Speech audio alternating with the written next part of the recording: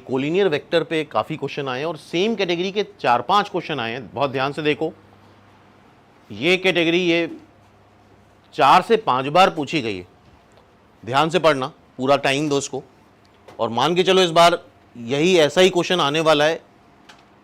ABCB3 non zero vector, no two of which are collinear, मतलब दो कोई भी पैरेलल नहीं, नॉन कोलिनियर मतलब पैरेलल नहीं, कोई भी दो वेक्टर पैरेलल नहीं है।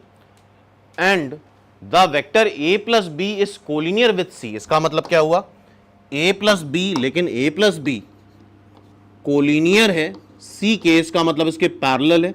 और पैरेलल वेक्टर किससे डिफर करते हैं, स्केलर से। A plus B is collinear with C, B plus C is collinear with A, लेकिन आपस में कोई भी वेक्टर कोलिनियर नहीं है, आपस में सारे नॉन कोलिनियर वेक्टर हैं।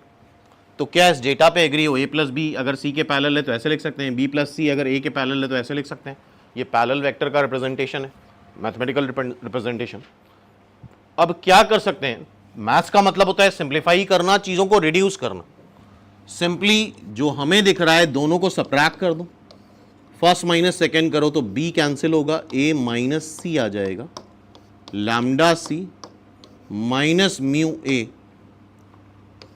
1 प्लस म्यू A,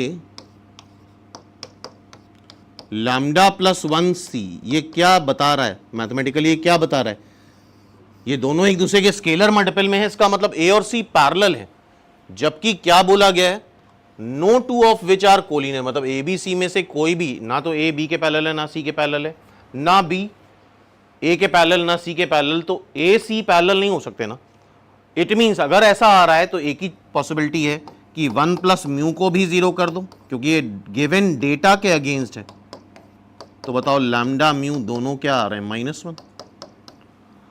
और कुछ भी रख दो यार, लैम्डा को जरा -1 यहां रखो तो आंसर क्या आ जाएगा, A plus B plus C is equal to 0। A plus B plus C is equal to 0, none of this. और वैसे भी यार ऐसा कोई डेटा दे नहीं रखा, थोड़ा कॉमन सेंस लगाओ यार। A प्लस बी प्लस सी कहाँ से A आ जाएगा, A प्लस बी प्लस सी कैसे B आ जाएगा, पॉसिबल ही नहीं। A प्लस बी प्लस सी कैसे C आ जाएगा, पॉसिबल नहीं।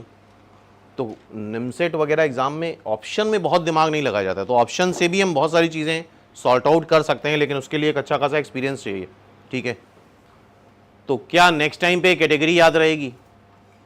अब देखो इसी कैटेगरी पे और भी क्वेश्चंस हैं। अगेन देखो ये क्वेश्चन 2 बार आ चुका है, पढ़ो अच्छे से ध्यान से।